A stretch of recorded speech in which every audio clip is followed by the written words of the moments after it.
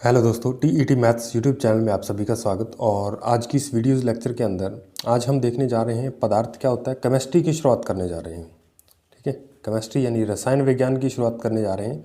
और इसके अंतर्गत पहला टॉपिक जो है वो पदार्थ है। पदार्थ क्या होता है, पदार्थ की कितनी अवस्थाएँ होती हैं। उसके बाद हम पदार्थ के अंदर डिटेल से पढ़ेंगे परमाणु, अणु, ठीक है, परमाणु की संरचना वगैरह की हम डिटेल से चर्चा करेंगे। तो आज के इस वीडियो लेक्चर के अंदर हम देखने जा रहे हैं पदार्थ के बारे में। तो हमारे आसपास की वस्तुएं जिसमें भार होता है तथा स्थान घेरती हैं उसको हम पदार्थ या द्रव्य कहते हैं। ठीक है, ये बात आप सभी जानते हो कि जो भी पदार्थ जो है जिसमें भार होगा और स्थान घेरेगा यानी जगह घेरेगा उसी को हम क्या कहते हैं, पदार्थ कहते हैं। पदार्थ के अंदर क्या है, यानी पदार्थ के अंदर वायु भी आ जाती है, पदार्थ के अंदर नमक भी आ जाता है, लकड़ी आ जाती है, मिट्टी आ जाती है, रेत आ जाती है। ये सारे क्या है, पदार्थ होते हैं जो भी हमें दिखाई देते हैं। पेन भी एक क्या है, पदार्थ है। इस तरीके से पदार्थ हमें ध्यान रखना है कि कोई वस्तु जिसमें भार होता है और स्थान घेरती है वो क्या कहलाती है, पदार्थ कहलाती है। दूसरी बात हमें ध्यान रखनी, सामान्यतः पदार्थ की 3 अवस्थाएं होती हैं, ठोस, द्रव और गैस। ठीक है, ये 3 अवस्थाएं, ठोस, द्रव और गैस। ठीक है, ये 3 अवस्थाएं आपको ध्यान में रखनी है। अब देखिए, इसमें अवस्था का मतलब क्या होता है कि जिस रूप में पदार्थ रह रहा है वही उसकी अवस्था होती है। जैसे सबसे पहले हम देखते हैं बर्फ़। बर्फ़ जो है वो जल से बनती है, बर्फ़ जो है वो ठोस होती है, इसलिए इसकी कौन सी अवस्था हुई, बर्फ़ जो है वो ठोस अवस्था में है। और यदि बर्फ़ को हम खुले में रख दें कई देर तक तो वो क्या है, पानी बन जाएगा, जल बन जाएगा। तो जल जो है वो द्रव अवस्था बन जाएगी। और यदि हम इस जल को उबालते रहें कई समय तक तो धीरे धीरे जल जो है वाष्प के तौर पे ऊपर उठने लगेगा, वाष्प बनने लगेगी। तो वो जल जो है वो वाष्प में परिवर्तित हो जाएगा। यानी जल के अंदर तीनों ही अवस्थाएं होती हैं, वो ठोस भी हो सकता है, ठीक है, और जल यानी द्रव अवस्था में भी हो सकता है, और वाष्प यानी गैस अवस्था में भी हो सकता है। ये बात आपको ध्यान रखनी है। जल जो है वो तीनों अवस्थाओं में पाया जाता है। उसके बाद पदार्थ को भौतिक संरचना के आधार पर द्रव, गैस और प्लाज्मा में वर्गीकृत किया गया। ठोस, द्रव, गैस और प्लाज्मा में वर्गीकृत किया गया। अभी मैंने आपको बताया कि 3 अवस्थाएं होती हैं, लेकिन अभी तक भी इन अवस्थाओं पे रिसर्च चल रही है। इसलिए इस बुक के अंदर हमें प्लाज्मा दे रखा है, तो प्लाज्मा अवस्था के बारे में पढ़ना है। ठीक है, इससे कई बार क्वेश्चन पूछा जा सकता है। प्लाज्मा क्योंकि बुक में दिया हुआ है तो इसलिए क्या है, हमें इसको पढ़ लेना चाहिए। तो यहाँ पर आप देखिएगा, हमें अवस्थाओं को डिटेल से हम चर्चा करेंगे। पदार्थ को रासायनिक संरचना के आधार पर तत्व, यौगिक और मिश्रण में वर्गीकृत किया गया है। ये हम आगे इसका वर्गीकरण हम आगे देखेंगे। अभी हम क्या है, पदार्थ की अवस्थाओं के बारे में पढ़ रहे हैं। पदार्थ की अवस्थाएं ठोस, द्रव, गैस और प्लाज्मा क्या क्या होती हैं। ठीक है, और ये इनका वर्गीकरण जो है हम नेक्स्ट पढ़ेंगे। अभी हम क्या है, भौतिक संरचना के आधार पर इसका वर्गीकरण पढ़ रहे हैं कि किस किस तरीके का पदार्थ होता है। तो भौतिक संरचना के आधार पर आप पदार्थ देखोगे तो ठोस, द्रव, गैस और प्लाज्मा 4 अवस्थाएं हमें मुख्य तौर पे पढ़नी है। वैसे अभी तक जो है वो बहुत सारी अवस्थाएं खोजी जा चुकी हैं पदार्थ की, लेकिन अभी हमें कितनी अवस्थाएं पढ़नी हैं, 4 अवस्थाओं के बारे में ध्यान रखना है जो हमारे पेपर की दृष्टि से इंपॉर्टेंट है। ठोस, द्रव, गैस और प्लाज्मा। ठीक है भाई, ये आपको 4 अवस्थाएं आपको खास तौर पे ध्यान रखनी है। उसके बाद रासायनिक संरचना के आधार पर पढ़ेंगे तत्व, यौगिक, मिश्रण। ये हम आगे की वीडियोज़ में देखेंगे, या हो सका तो इसी वीडियोज़ में देख लेंगे। तो अब देखिए, पदार्थ की अवस्थाएं क्या होती हैं इसके बारे में हम थोड़ा और डिटेल से पढ़ते हैं। अब देखिए भाई, पदार्थ के अलग अलग रूप ही पदार्थ की अवस्थाएं कहलाती हैं। मैंने आपको पहले ही बता दिया कि पदार्थ जिस रूप में पाया जाएगा, जिस अवस्था में पाया जाएगा, वही पदार्थ की अवस्था कहलाएगी। पदार्थ की अवस्थाओं को निम्नलिखित अवस्थाओं में वर्गीकृत किया गया। पहला हम ठोस यानी सॉलिड अवस्था के बारे में पढ़ रहे हैं। ठोस की आकृति और आयतन निश्चित होता है और ठोस में कण अत्यधिक पास होते हैं। बस आपको ये 2-3 लाइनें याद रखनी है, बस बेसिक आपको पता होना चाहिए, बेसिक में से ही क्वेश्चन बन जाना है। तो यहाँ पे आपको ध्यान रखना, ठोस की आकृति और आयतन क्या है, निश्चित होते हैं। जिस पदार्थ की आकृति यानी उसकी शेप जो है और आयतन भी उसका निश्चित है, आकृति भी निश्चित है, और उसमें कण जो हैं वो अत्यधिक प्रबल आकर्षण बल से एक दूसरे से जुड़े होते हैं। प्रबल अत्यधिक आकर्षण बल से एक दूसरे से जुड़े होते हैं। ऐसी अवस्था को हम क्या कहते हैं, ठोस अवस्था कहते हैं। ठीक है भाई, ठोस अवस्था कहते हैं। और इसका गलनांक और क्वथनांक जो है, ठोसों का गलनांक व क्वथनांक जो है वो उच्च होता है। ये बात भी आप थोड़ी ध्यान में रखोगे। उसके बाद नेक्स्ट है हमारे पास द्रव अवस्था, लिक्विड के बारे में पढ़ना है। द्रव का आयतन तो निश्चित होता है परंतु आकार या आकृति निश्चित नहीं होती, एवं कण जो है वो थोड़े दूर दूर होते हैं। ये बात भी आपको ध्यान में रखनी है कि द्रव जो है द्रव के अंदर क्या होता है, आयतन तो निश्चित होता है, आयतन जितना है उतना ही होगा, लेकिन परंतु आकार जो है वो निश्चित नहीं होता। आकार जो है वो जिस पात्र में इन्हें रखेंगे उसी का ये आकार ग्रहण कर लेते हैं। जैसे मान लीजिए पानी का आप गिलास लीजिए तो वो गिलास की शेप बन जाएगी, पानी गिलास के अंदर डालोगे तो वो गिलास की शेप ग्रहण कर लेगा। उसी को आप क्या है किसी कटोरे में डालोगे पानी को तो वो कटोरे की शेप ग्रहण कर लेगा, क्योंकि पानी की खुद की कोई शेप नहीं होती, इन्हें जिस पात्र में रखा जाता है वे उसी का आकार ग्रहण कर लेते हैं। ये बात आपको थोड़ी ध्यान में रखनी है, ठीक है। तो नेक्स्ट इसके नीचे लिख रखा है, देखिएगा, द्रव बह सकता है, फैलता है तथा एक पात्र में दूसरे पात्र पर उड़ेला जा सकता है, ठीक है भाई, यानी एक पात्र में दूसरे पात्र में ये पहुंचाया जा सकता है। ये बात आप सभी जानते हो, नॉर्मल सी बात है, इसमें कोई खास चीज़ नहीं है। उसके बाद हम गैस के बारे में पढ़ने जा रहे हैं। तो गैस का आकार या आकृति व आयतन दोनों ही निश्चित नहीं होता। ये बात आपको ध्यान रखनी है कि ठोसों का आकार और आकृति दोनों ही निश्चित थी। द्रव में क्या है, आकार निश्चित नहीं था लेकिन आयतन निश्चित था। लेकिन गैस के अंदर न तो आकार निश्चित होता है और न ही आयतन निश्चित होता है। ये बात आपको ध्यान रखनी है। और कण अत्यधिक दूर दूर होते हैं। ठोस में कण जो है प्रबल वैद्युत आकर्षण बल द्वारा आपस में जुड़े हुए होते हैं, ठीक है, उनके अंदर बहुत प्रबल वैद्युत आकर्षण बल पाया जाता है। द्रव के अंदर कण थोड़े थोड़े दूर होते हैं और गैस के अंदर तो कण अत्यधिक दूर दूर होते हैं। ऐसे पदार्थ जिनकी आकृति व आयतन दोनों ही निश्चित नहीं होते गैसें कहलाती हैं। ये बात आपको पता ही है। उसके बाद नेक्स्ट हमें ध्यान रखना है प्लाज्मा के बारे में। तो प्लाज्मा पदार्थ की यह अवस्था वास्तव में संतृप्त गैसीय अवस्था मानी जाती है। यह अवस्था गर्म आयनित पदार्थ के रूप में पाई जाती है। सूर्य, तारों, ट्यूबलाइट, टीवी की पिक्चर ट्यूब आदि में प्लाज्मा अवस्था पाई जाती है, ठीक है भाई। ये बात आपको ध्यान रखनी है कि सूर्य, तारों, ट्यूबलाइट, टीवी की पिक्चर ट्यूब आदि में प्लाज्मा अवस्था पाई जाती है। प्लाज्मा के कारण ही सूर्य व तारों में चमक होती है। ये बात भी आप नेक्स्ट याद रखोगे। प्लाज्मा के कारण ही सूर्य व तारों में चमक होती है, ठीक है। जो हमें सूर्य और तारों में चमक दिखाई देती है ये किसके कारण, उसकी प्लाज्मा अवस्था वहाँ पे पाई जाती है। ये जो है अवस्था वास्तव में संतृप्त गैसीय अवस्था मानी जाती है। यानी इस पे क्या है, गैस और द्रव को अलग अलग करना संभव नहीं होता, ठीक है। एक ही समय में क्या है, गैस जो है वो द्रव भी हो सकती है और गैस भी हो सकती है। यानी ये गैस और द्रव के बीच की अवस्था आप कह सकते हो, यानी जिसमें गैस जो है वो द्रव में बदलना स्टार्ट होती है, ठीक है। तो यह अवस्था गर्म आयनित पदार्थ के रूप में पाई जाती है। ये बात आपको ध्यान रखनी है। और ये खासतौर पे सूर्य, तारों, ट्यूबलाइट, टीवी की पिक्चर ट्यूब इत्यादि में पाई जाती है। प्लाज्मा के कारण सूर्य व तारों में चमक उत्पन्न होती है। ये बात भी आपको थोड़ी ध्यान में रखनी है। उसके बाद नेक्स्ट आप देखिए सत्येंद्र नाथ बोस के बारे में पढ़ते हैं। तो इन्होंने क्या किया था, इन्होंने जो हम पदार्थ की 4 अवस्थाएं पढ़ चुके हैं, इन्होंने 5वीं अवस्था की खोज की थी। तो 5वीं अवस्था क्या है उसके बारे में थोड़ा बहुत हमें इसमें पता चल जाएगा, क्योंकि यह मेरी बुक में दे रखा है। तो बुक में जो भी कुछ दिया हुआ है वो इंपॉर्टेंट है, वो आपको अच्छे तरीके से याद होना चाहिए। तो सत्येंद्र नाथ बोस का जन्म जो है 1 फरवरी में कलकत्ता में हुआ। ये आप देख लीजिएगा, सन वगैरह याद आपको रखने की जरूरत नहीं है। इन्हें क्या है, सांख्यिकी यांत्रिकी का प्रणेता कहा जाता है। ये बात इंपॉर्टेंट है। सांख्यिकी यांत्रिकी का प्रणेता किसे कहा जाता है, तो सत्येंद्र नाथ बोस को कहा जाता है। ये इंपॉर्टेंट क्वेश्चन यहाँ से बन सकता है। उसके बाद सत्येंद्र नाथ बोस के अनुसंधान कार्य और वैज्ञानिक एनरिको फर्मी द्वारा किए गए विकास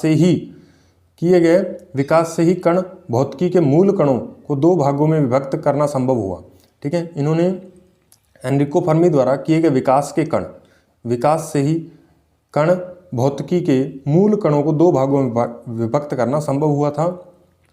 इसी खोज के लिए इन कणों को बोस के नाम पर बोसोन व फर्मी के नाम पर फर्मियोन कहा जाता है। इन्होंने 2 कण जो हैं खोज निकाले थे, 2 कणों को अलग अलग करना संभव हुआ था, बोसोन एवं फर्मी। इन दोनों के नाम पे क्या है, इन्हें क्या कहा जाता है, फर्मियोन कहा जाता है। राष्ट्रीय विज्ञान संस्थान ने इसको मेघनाथ साहा स्मारक स्वर्ण पदक प्रदान कर सम्मानित किया और सन 1954 में इनको भारत सरकार ने पद्म विभूषण से अलंकृत किया, ठीक है। इन्हें पद्म विभूषण मिला हुआ है। ये बात आपको थोड़ी और ध्यान में रखनी है। और उसके बाद नेक्स्ट है हमारे पास कि बोस द्वारा विकसित किए गए सिद्धांत की प्रसिद्ध वैज्ञानिक जो है वो आइंस्टीन द्वारा प्रकाशित करवाया गया था। इन्होंने क्या है, इन्होंने जो भी अपनी रिसर्च की थी उसको किस वैज्ञानिक की सहायता से प्रकाशित करवाएगा? आइंस्टीन द्वारा उसको प्रकाशित करवाएगा। इस सिद्धांत को बॉस आइंस्टीन संख्यांकिकी भी कहा जाता है। आइंस्टीन के दिशा निर्देश पर सत्येंद्रनाथ बोस ने बॉस आइंस्टीन संघनन नामक पांचवी अवस्था को बताया, जिसकी वैज्ञानिक पुष्टि भी हो चुकी है। इसी कारण इन्हें भारतीय आइंस्टीन भी कहना उपयुक्त है। तो भारतीय आइंस्टीन किसे कहा जाता है? तब भी आपको क्या लगाना है? किसका नाम? सत्येंद्रनाथ बोस का नाम आपको लगाना है। ठीक है, ये बात आपको ध्यान रखनी है। इन्होंने पदार्थ की पांचवी अवस्था की खोज की। उस अवस्था का थोड़ा सा आपको नाम याद रखना है, बोस आइंस्टीन संघनन अवस्था। बोस आइंस्टीन संघनन अवस्था, BEC। ठीक है भाई, BEC यानी बोस आइंस्टीन कंडेंसेंट। ठीक है, इस अवस्था की इन्होंने खोज की थी। ये बात आपको थोड़ी और एक्स्ट्रा याद रखनी है। इस अवस्था में क्या होता है कि सामान्य वायु के घनत्व के 1,00,000वें भाग जितने कम घनत्व वाली गैस से ही कम ताप पर ठंडा करने पर BEC तैयार होती है। ठीक है, BEC क्या होता है? बॉस आइंस्टीन संघनन अवस्था। और ये कैसे प्राप्त होती है? अभी आपको लिखा हुआ दिखा देते हैं ताकि आप इसका स्क्रीनशॉट। BEC देखिए आप, बॉस आइंस्टीन कंडेंसेट यानी संघनन। बॉस आइंस्टीन संघनन अवस्था क्या होती है? सामान्य वायु के घनत्व के 1,00,000वें भाग जितने कम घनत्व वाली गैस से ही कम तापमान पर ठंडा करने पर BEC तैयार होती है। ठीक है, तो ये बहुत कम घनत्व वाली गैसों को क्या है, 1,00,000वें वायु का जितना घनत्व होता है उसके 1,00,000वें भाग के बराबर इतने कम घनत्व वाली गैस से ही कम तापमान पर ठंडा करने पर BEC गैस तैयार होती है। BEC अवस्था पदार्थ की तैयार होती है। ये बात आपको थोड़ी और ध्यान में रखनी है। बस आपको ये 5 ही अवस्थाएं ध्यान में रखनी है। तो इस तरीके से ये हमारा क्या है, अवस्थाएं, पदार्थ की अवस्थाएं कितनी हमने पढ़ ली? 5 अवस्थाएं पढ़ ली। 5 अवस्थाएं प्राप्त हैं। वैसे क्वेश्चन 3 ही अवस्थाओं से मुख्य तौर पे पूछा जाता है। चौथा प्लाज्मा से क्वेश्चन आ सकता है। 5वां BEC, क्योंकि सत्येंद्रनाथ बोस का वर्गीकरण दे रखा था, उन्होंने इस अवस्था के बारे में बताया था। और इन्हें क्या है, सांख्यिकी यांत्रिकी के इन्हें प्रणेता कहा जाता है। ये बात आपको थोड़ी और एक्स्ट्रा ध्यान रखनी है। चलिए अभी नेक्स्ट देखते हैं।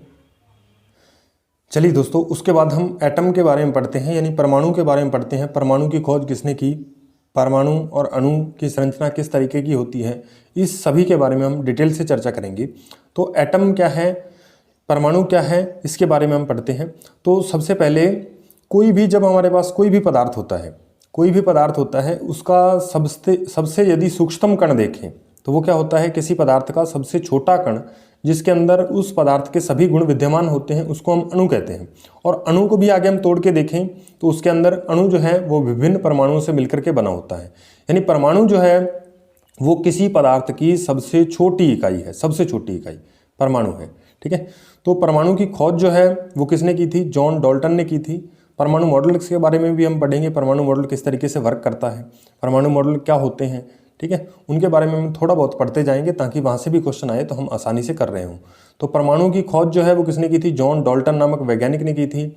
और इसे ग्रीक भाषा के एटोमियो शब्द से बना है। ठीक है, ये जो एटम शब्द है ये ग्रीक भाषा के एटोमियो शब्द से बना हुआ है। ये बात आपको थोड़ी ध्यान में रखनी है। एटोमियो का मतलब होता है सबसे सूक्ष्मतम कण। ठीक है, तो परमाणु जो है वो सबसे सूक्ष्मतम कण है। पहले से माना जाता था कि ये अविभाज्य सूक्ष्मतम कण है। ठीक है, ये एटम जो है उसको परमाणु का सबसे छोटा कण माना गया था जिसे और विभाजित नहीं किया जा सकता। लेकिन बाद में पता चला कि एटम यानी परमाणु के अंदर भी कुछ कण पाए जाते हैं जिन्हें हम मौलिक कण कहते हैं। और ये कण 3 तरह के होते हैं, इलेक्ट्रॉन, प्रोटॉन और न्यूट्रॉन। पहले परमाणु को सबसे छोटा कण माना गया था और इसमें यह भी माना गया था कि इसके अंदर और कोई कण नहीं होते, ये सबसे छोटा है। लेकिन बाद में पता चला कि परमाणु तो 3 कणों से मिलकर के बना है, इलेक्ट्रॉन, प्रोटॉन और न्यूट्रॉन। ठीक है, इन सभी को क्या कहते हैं? इन सभी को मौलिक कण कहते हैं। क्या कहते हैं? मौलिक कण। और न्यूक्लियंस का होता है प्रोटॉन और न्यूट्रॉन। इन 2 कणों को क्या कहते हैं? न्यूक्लियंस कहते हैं, क्योंकि ये परमाणु की नाभिक में पाए जाते हैं। अभी जब हम परमाणु मॉडल पढ़ेंगे तब आपको इसकी स्ट्रक्चर का पता चलेगा, संरचना का पता चलेगा। तो सबसे पहले हमें ध्यान रखना है कि पहले हम इसके चार्ज के बारे में पढ़ लेते हैं। इलेक्ट्रॉन, प्रोटॉन और न्यूट्रॉन पे चार्ज क्या क्या होता है? चार्ज मतलब आवेश। ठीक है, तो आवेश जो है इलेक्ट्रॉन पे -1 आवेश होता है। यदि हम यूनिट के अंदर बात करें तो इस पे जो चार्ज है वो -1 होता है। और प्रोटॉन पे बात करें तो +1 होता है। न्यूट्रॉन पे कोई चार्ज नहीं होता। ये क्या है? उदासीन कण है। ये न्यूट्रॉन जो है उदासीन कण होता है। पहली बात, परमाणु के अंदर 3 कण पाए जाते हैं, इलेक्ट्रॉन, प्रोटॉन और न्यूट्रॉन। इलेक्ट्रॉन के ऊपर यूनिट के अंदर चार्ज देखें तो -1, प्रोटॉन के ऊपर +1 और न्यूट्रॉन के ऊपर 0, यानी कोई आवेश नहीं होता, ये न्यूट्रल होता है। और इलेक्ट्रॉन, चलिए अब हम आवेश की बात करते हैं। कूलाम के अंदर आवेश कितना होता है? इलेक्ट्रॉन पे 1.6 × 10⁻⁻19 कूलाम, ये 19 लिखा हुआ है भाई, ये 9 है, ठीक है। और प्रोटॉन के ऊपर बात करें तो प्रोटॉन के ऊपर 1.6 × 10⁻⁻19 कूलाम, ये बात भी आपको ध्यान रखनी है। तो इस तरीके से ये हमें क्या पता चला कि इस पे ऊपर आवेश जो है कूलाम के अंदर कितना होता है, ये बात भी हमें पता चली। और इसके यदि हम मास यानी द्रव्यमान की बात करें तो इलेक्ट्रॉन का मास जो है यानी इसका द्रव्यमान जो है वो कितना होता है? 9.1 × 10⁻28 ग्राम, 28 ग्राम, ठीक है। यानी 9.1 × 10⁻28 ग्राम इसका क्या है? मास होता है, द्रव्यमान होता है इलेक्ट्रॉन का। और यदि हम बात करें प्रोटॉन की तो प्रोटॉन का द्रव्यमान जो है वो कितना होता है? 1.672 × 10⁻24 ग्राम, ठीक है, ये ग्राम में है तो आपको ध्यान रखना है।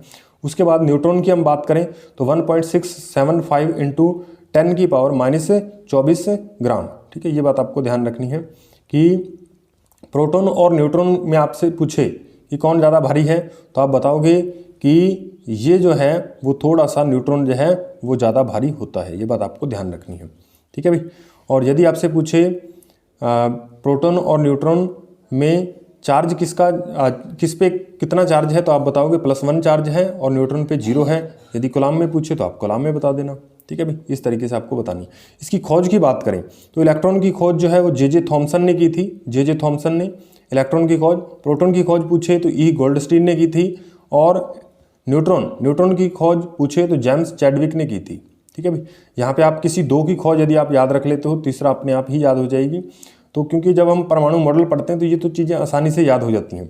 इलेक्ट्रॉन की खोज जे थॉमसन के द्वारा की गई और प्रोटॉन की खोज प्रोटॉन की खोज जो है वो ई गोल्डस्टीन के द्वारा की गई, ठीक है, ये बात आपको ध्यान रखनी है। और जेम्स चैडविक ने किसकी खोज की? न्यूट्रॉन की खोज की।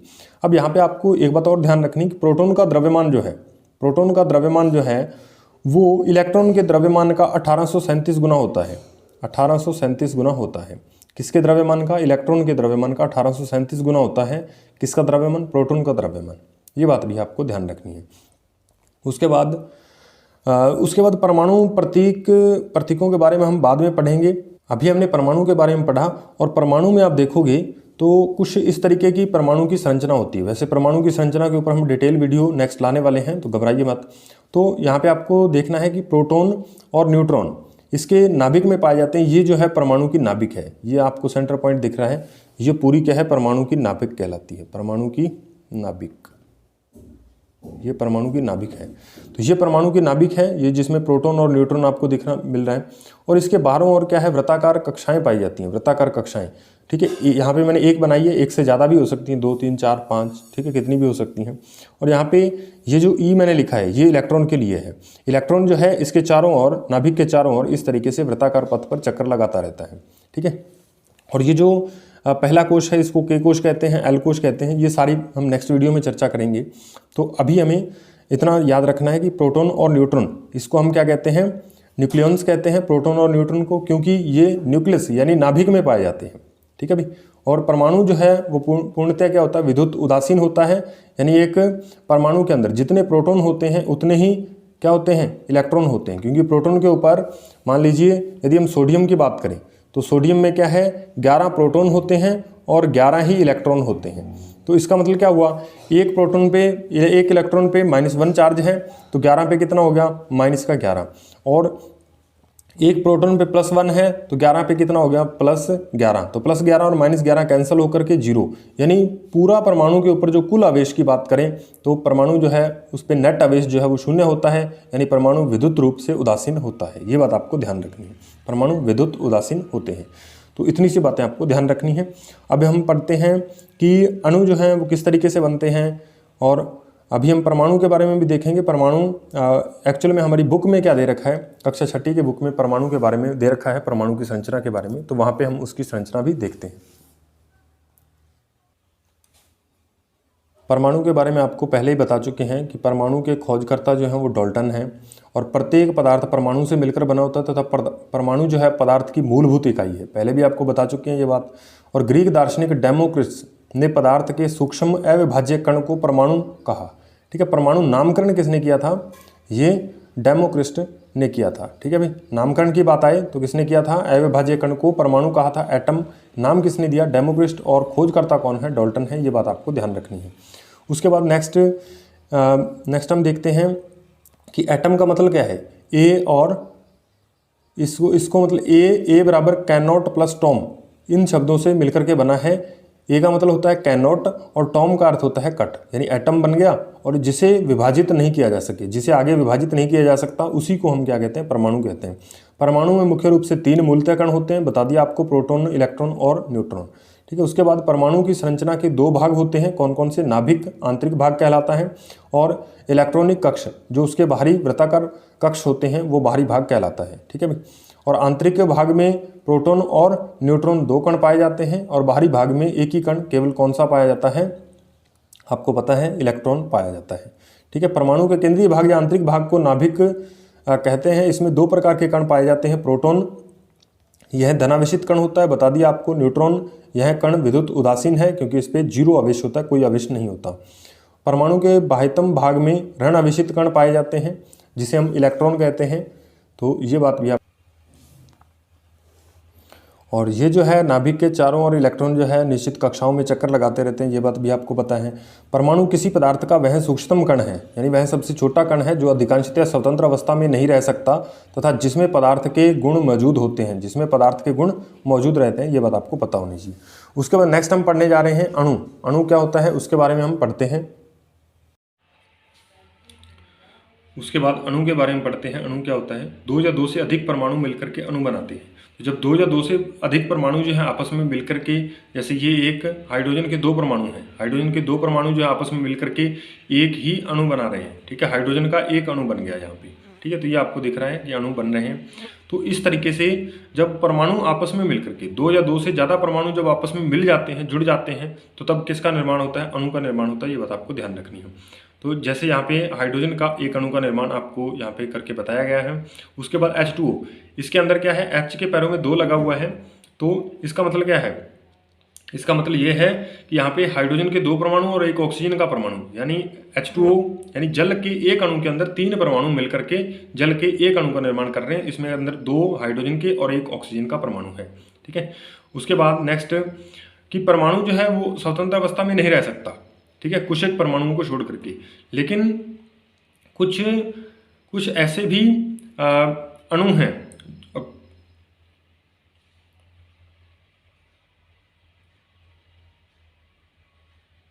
परमाणु या परमाणुओं का समूह जो स्वतंत्र अवस्था में रह सकता है उसे अणु कहते हैं। तो यदि आपसे पूछा जाए परमाणु या परमाणुओं का समूह स्वतंत्र अवस्था में पाए जाने वाला कण कौन सा है, ठीक है, यदि आपसे ये क्वेश्चन पूछा जाए कि स्वतंत्र अवस्था में पाए जाने वाला कण कौन सा है, परमाणु है, अणु है, तो आप अणु को टिक करोगे।